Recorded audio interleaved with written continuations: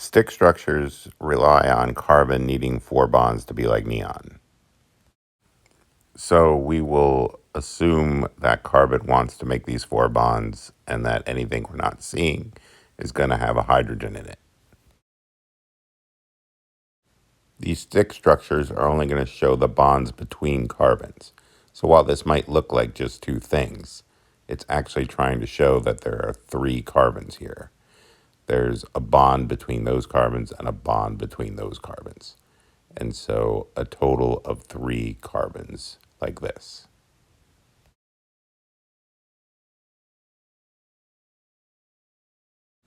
So since this carbon needs four bonds, the one on the terminal end will have a place for three hydrogens.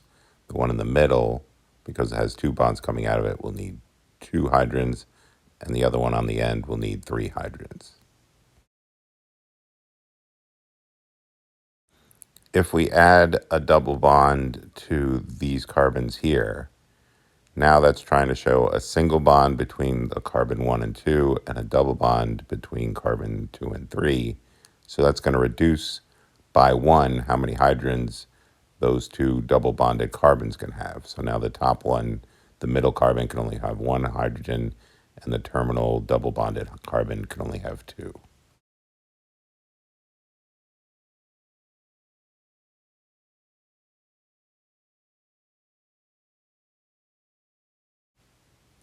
So going to a cyclic structure, now we have 6 bonds shown between carbons. And that's going to actually reflect 6 carbons that are in between those bonds. So if we draw out our carbons here, since each one needs 4 total bonds, each carbon is going to be able to have 2 hydrogens.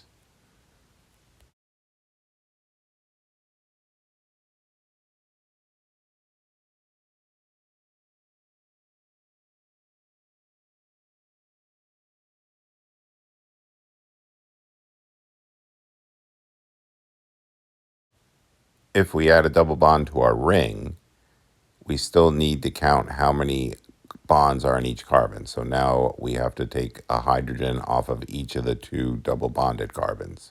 So they can only hold 1 now, each.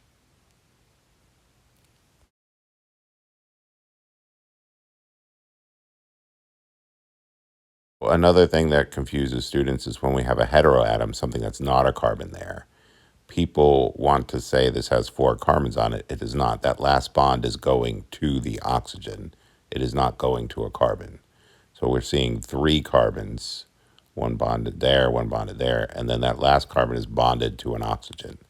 So this is trying to show this structure.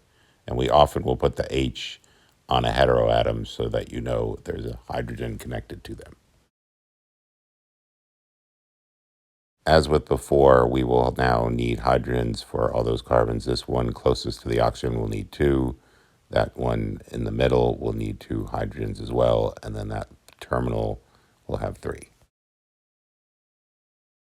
So similarly with a cyclic structure, nitrogen is also a heteroatom. It's not a carbon or a hydrogen. So people want to put extra carbons here. There's only the carbons connected to that nitrogen there. So it's 1, 2, 3, 4 carbons and 1 nitrogen.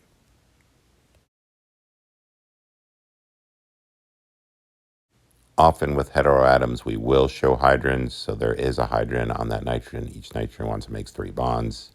So that is just trying to show this structure here with 4 carbons and a nitrogen with a hydrogen on it. So the challenge here is going to be to count hydrogens as well. So that 4 carbons there will each have 2 hydrogens on it for a total of 8. And then there's one on the nitrogen for 9. If we add a double bond, similarly, those 2 carbons now have lost 1 hydrogen each. So they only have room for 1 more hydrogen for a total of 4 bonds.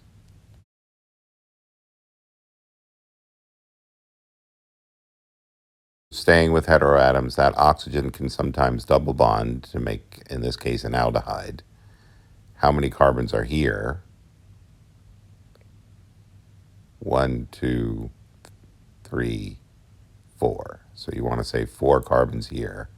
That double bond oxygen and hydrogen are coming off that last carbon. So that would look like this.